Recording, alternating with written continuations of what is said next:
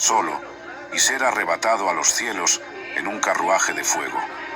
Este es Elías, el profeta que sacudió reinos, desafió reyes y dejó un legado que resuena a través de los siglos hasta nuestros días. Pero, ¿qué hace que Elías sea tan extraordinario? ¿Cuál es el secreto detrás de su poder sobrenatural que todo creyente necesita descubrir? Para entender verdaderamente el impacto de Elías, necesitamos retroceder en el tiempo, a un periodo turbulento en la historia de Israel. Imagina un reino dividido, donde el pueblo se había alejado del Creador, seducido por cultos paganos promovidos por el rey Acab y su esposa, la infame Jezabel. Es en este escenario de apostasía y corrupción moral que Elías surge, como un faro de luz en medio de la oscuridad espiritual. Su llegada a la escena bíblica es tan abrupta como dramática. En primer libro de los Reyes 17:1 leemos: Entonces Elías, el tisbita, que habitaba en Galaad, dijo a Acab: Juro por el nombre del Señor, el Dios de Israel, a quien sirvo, que no caerá rocío ni lluvia en los próximos años, excepto mediante mi palabra. Esta declaración audaz no era una simple previsión meteorológica, sino un desafío directo al rey Acab y a todo el sistema de creencias falsas que se había arraigado en Israel. Era como si Elías estuviera diciendo: ¿tus dioses falsos controlan el clima? Veamos quién realmente tiene poder sobre la naturaleza. Este enfrentamiento inicial establece el tono para toda la misión de Elías: restaurar la verdad y traer al pueblo de vuelta al camino correcto. El pueblo de Israel, elegido para ser luz entre las naciones, estaba sumido en tinieblas espirituales. Es en este escenario desolador, cuando todo parecía perdido, que Dios, en su infinita misericordia y sabiduría, decide intervenir. Y para ello, Él elige un instrumento improbable: Elías, el tisbita. Las Escrituras nos proporcionan poca información sobre los orígenes de este hombre extraordinario. Sabemos únicamente que era de Galaad, una región montañosa al este del río Jordán, conocida por su vegetación exuberante y bálsamo medicinal. Tal vez ese origen contribuyó a formar el carácter resiliente de Elías, acostumbrado a terrenos ásperos y desafíos naturales. Imagina un hombre de apariencia rústica, vestido con un manto de pelos y un cinturón de cuero alrededor de la cintura, como lo describen las Escrituras. Su barba larga y despeinada y sus ojos penetrantes parecían contener el fuego del celo por el Señor. Elías no era un sacerdote entrenado en los rituales del templo, no venía de linaje real, no poseía credenciales impresionantes a los ojos del mundo, pero tenía algo que lo destacaba, algo que lo convertía en un gigante espiritual. Una fe inquebrantable en el Dios de Abraham, Isaac y Jacob. Esta fe, cultivada en el silencio y la soledad, alimentada por la comunión íntima con el Señor, lo llevaría a confrontar al poderoso rey Acab. Con una audacia que solo puede provenir de una profunda convicción en la soberanía de Dios, Elías se presenta ante el rey y declara: Vive el Señor, el Dios de Israel, delante de quien estoy, que en estos años no habrá rocío ni lluvia, sino según mi palabra. Primer libro de los Reyes 17:1. Esta declaración osada, que desafiaba no solo la autoridad del rey, sino también el supuesto poder de Baal sobre las lluvias, marcaría el inicio de una jornada extraordinaria, una jornada que revelaría el poder del Dios verdadero y establecería a Elías como uno de los mayores profetas de la historia de Israel. Tras el enfrentamiento inicial con Acab, el Señor, en su infinita sabiduría y cuidado, condujo a Elías lejos de la furia del rey y de la venganza de Jezabel. La orden divina fue clara: retírate de aquí, ve hacia el este y escóndete junto al arroyo de Kerit, al este del Jordán. Primer libro de los Reyes 17:3. Este mandato no era solo una estrategia de protección física, sino el inicio de un intenso periodo de preparación espiritual para Elías. El arroyo de Kerit, un lugar probablemente aislado y de difícil acceso, se convirtió en la escuela del desierto para el profeta. Allí, lejos de los ojos del mundo, pero bajo la atenta mirada del Señor, Elías aprendería lecciones fundamentales sobre confianza, dependencia y provisión divina. La manera en que Dios eligió suplir las necesidades de su siervo es particularmente fascinante e instructiva. Las Escrituras nos relatan que el Señor ordenó a los cuervos que alimentaran a Elías, trayéndole pan y carne por la mañana y por la tarde. Imagina la escena: un hombre solitario, sentado a las orillas de un arroyo en medio de la naturaleza salvaje, recibiendo su sustento diario directamente de las alas de pájaros considerados impuros por la ley mosaica.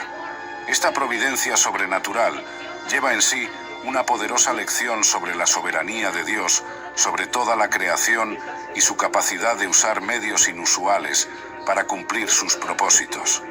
Los cuervos, aves conocidas por su naturaleza egoísta y voraz, se convirtieron en instrumentos de la gracia divina, trayendo alimento regularmente a Elías.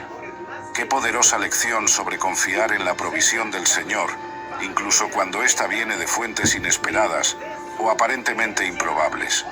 Este periodo de aislamiento junto al arroyo de Kerit no fue solo un tiempo de protección física para Elías, sino una fase crucial de preparación espiritual. Over 40 million people choose Kroger brand products, making them a true crowd pleaser. And we guarantee you'll love the quality or your money back. So join in and score Kroger brand products with a taste for celebrating. Ralph's, fresh for everyone. Tras día, comida tras comida, Elías aprendía a depender totalmente de Dios. Cada pedazo de pan, cada porción de carne traída por los cuervos, era un recordatorio tangible de la fidelidad del Señor. En este retiro forzado, lejos del bullicio de la sociedad y de los conflictos políticos y religiosos que asolaban a Israel, Elías tuvo la oportunidad de profundizar su intimidad con Dios.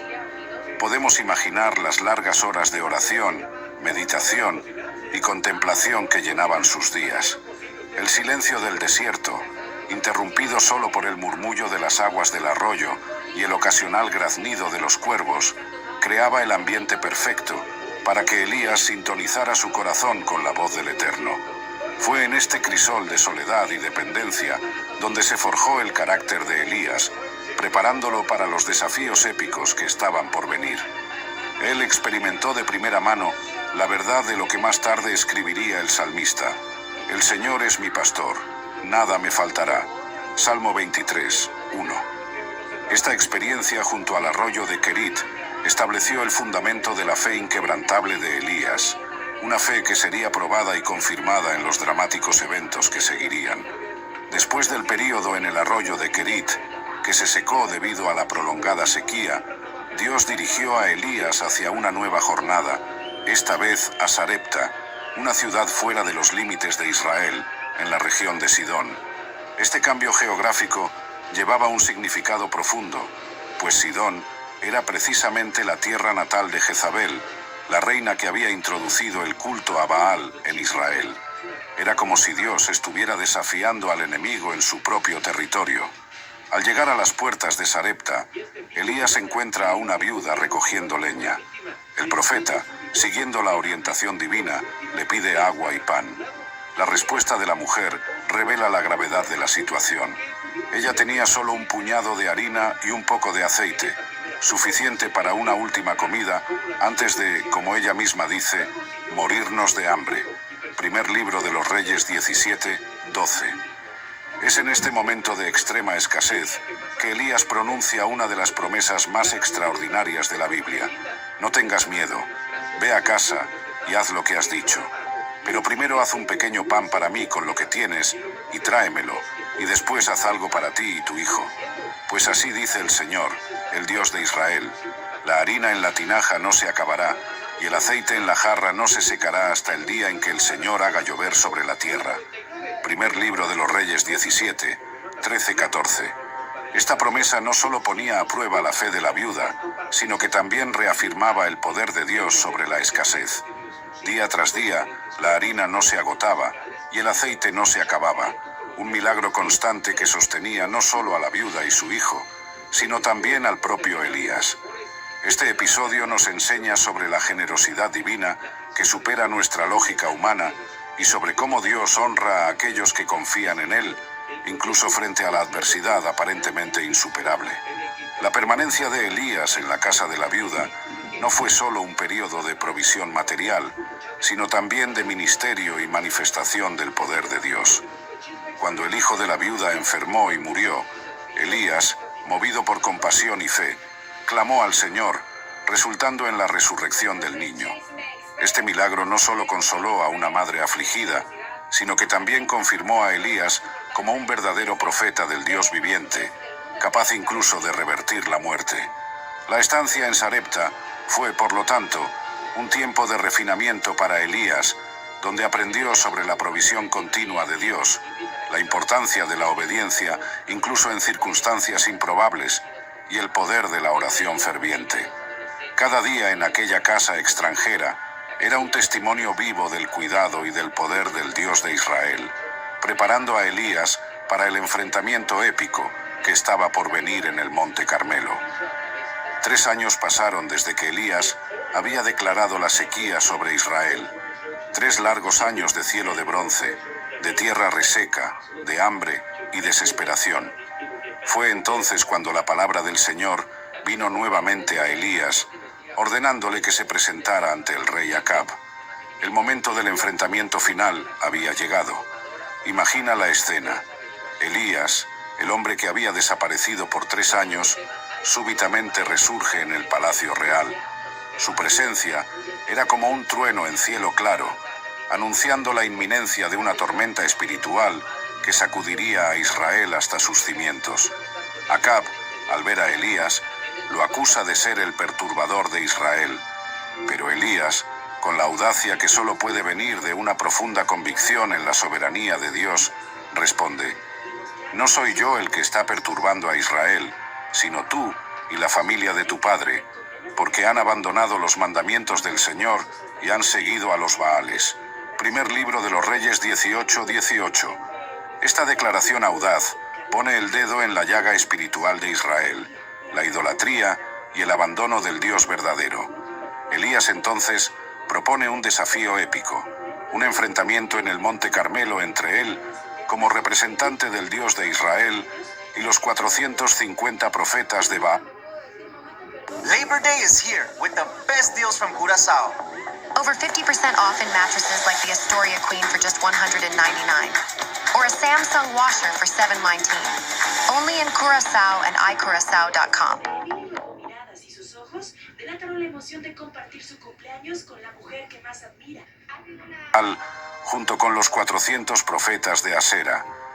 El escenario estaba preparado para una de las demostraciones más dramáticas del poder de Dios registradas en las Escrituras. El Monte Carmelo, una cadena montañosa que se extiende por cerca de 39 kilómetros a lo largo de la costa mediterránea de Israel, se convirtió en el escenario de este combate espiritual. Su ubicación estratégica, visible desde gran parte del territorio de Israel, lo hacía el lugar perfecto para esta demostración pública del poder divino. Elías establece las reglas del enfrentamiento. Se prepararían 2 altares, uno para Baal y otro para el Señor.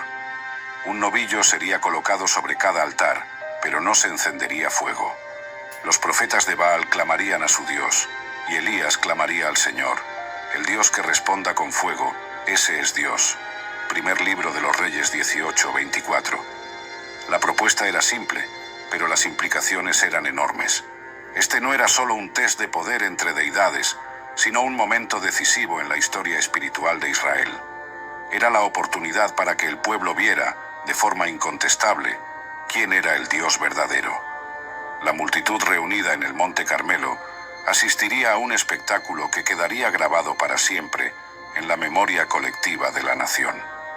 El desafío en el Monte Carmelo comenzó con los profetas de Baal, teniendo la primera oportunidad de invocar a su Dios. Desde la mañana hasta el mediodía, clamaron: «Oh Baal, respóndenos». Pero no hubo respuesta alguna. El silencio ensordecedor que reinaba sobre el monte solo era roto por los gritos desesperados de los profetas de Baal. A medida que el día avanzaba, la situación se volvía cada vez más frenética.